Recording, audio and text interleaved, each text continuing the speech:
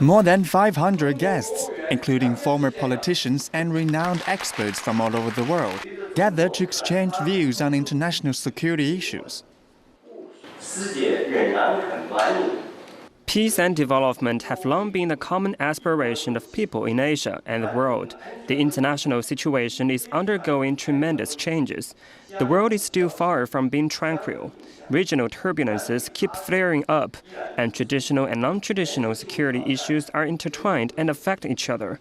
So a new way of thinking and new measures are needed for regional security and cooperation. As one of the most important bilateral ties in the region, Sino-US relations have been going through ups and downs for decades.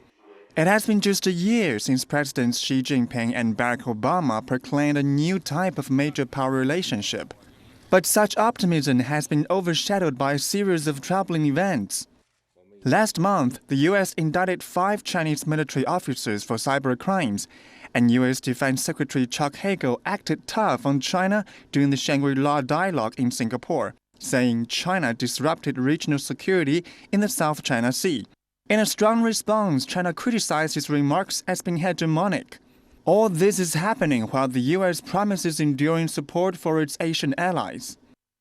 I would argue that America's relations, presence, and bilateral security relations in Asia have been a force for stability. I also think it is important for the United States and China to develop this new model of relations, to be very conscious about avoiding the historical trap of conflict between an emerging power and an established power. The soured mood has been treated as more than the usual ups and downs of big power relations.